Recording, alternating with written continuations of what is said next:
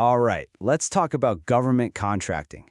If you're a small business, it can feel like trying to break into a secret club, right? Well, today, we're giving you the playbook. We are going to break down the essential steps to get you from the sidelines and right into the game. So, let's dive in. You've heard this a million times, but in the world of government contracting, it is absolutely everything. Just think about it for a second. A contracting officer might be looking at dozens, maybe even hundreds of proposals. A sharp, professional first impression doesn't just look good, it tells them you're a serious business that sweats the details. That's how you build credibility before you even say a word. So, to make this whole thing manageable, we've broken it down into 5 essential plays. First, we'll cover building a solid foundation. Then, we'll move on to creating your government persona. After that, it's getting registered, then finding opportunities, and finally, mastering the art of the bid. This is your roadmap. First up, play number 1, laying your business foundation. Look, before you even think about approaching a government buyer, you have got to have your own house in order. Seriously. Real success here starts with a rock-solid internal game plan. You know, most people think of a business plan as this dusty document you write once and then shove in a drawer. But the real value isn't the paper itself, it's the process of creating it. It forces you to think systematically, to do the research, and to really challenge your own ideas. That's what helps you avoid those really expensive mistakes down the road. So what actually goes into this game plan? Well, at a minimum, you're going to need these 7 parts. Think of this as your checklist. For instance, your marketing plan makes you figure out who you're actually selling to, and the financial plan proves you've got the stability to actually deliver on a contract. Answering these tough questions now just makes you stronger. Okay, so your internal plan is set. You're ready for play 2. Now it's time to translate all that internal strength into the documents that are going to introduce you to government buyers. This is all about crafting your government-facing persona. And the single most important tool for that, it's your capability statement. Now, this isn't just some flyer. This is your business's resume, and it's built specifically for a government procurement officer. It needs to be one page, visually clean, and straight to the point. This is your foot in the door. Your capability statement needs to answer 5 critical questions in about, 10 seconds, because that's probably all the time a busy buyer is going to give it. They are scanning for these exact things: what you do best, what makes you different, who you've worked for before, your official codes, and how to reach you. Getting this right shows them you get it, that you understand their world. Now, here's a really important mental shift you have to make. Way too many businesses just talk about themselves. The ones who succeed, they talk about how they solve the agency's problems. It's not about your list of services. It's about the results your services deliver for them. Here's the difference, and it's crucial. A feature is what something is. A benefit is what it does for the customer. See the difference? You don't sell a brick wall. You sell security. When you talk to an agency, don't just list your IT services. Sell them on the improved data security, the seamless workflow, the peace of mind you provide. That's the benefit. Okay, on to play 3. Your foundation is solid. Your persona is crafted. Now it's time to make it official.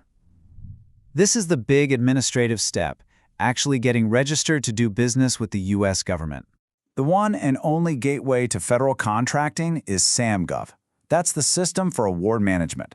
Let me be clear, this is non-negotiable. If you want a federal contract, you must be registered here. It's the main database the government uses to find you and to verify you're legit. Now, the registration process can look a little intimidating, I get it. But really, it's just a matter of gathering up your info beforehand. You'll need things like your unique entity ID and a cage code, and really important, you'll select your NAICS codes.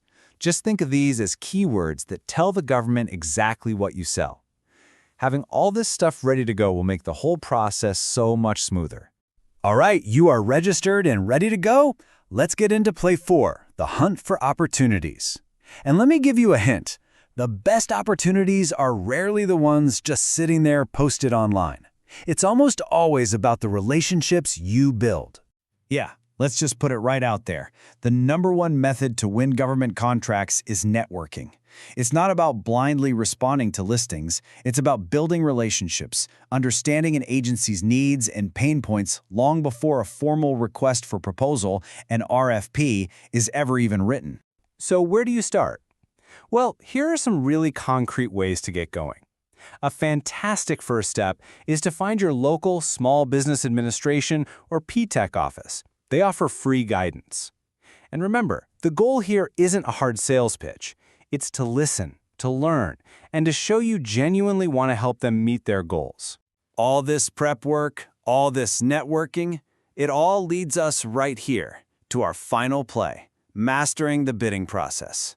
This is where your hard work and your relationships have a chance to turn into actual pay-in contracts.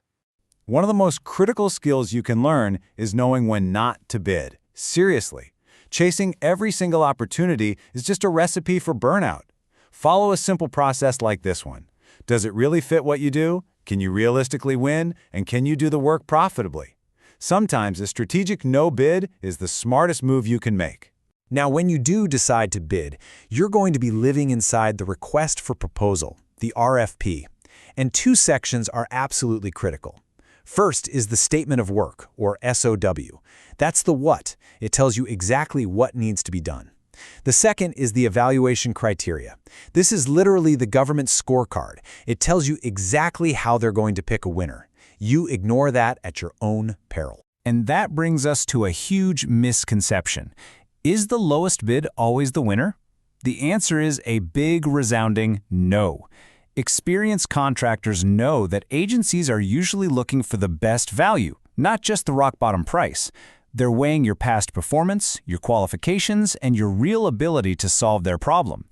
Your goal isn't to be the cheapest, it's to be the best value. So, if we had to boil this entire playbook down to just 3 words, it's these: preparation, persona, and persistence.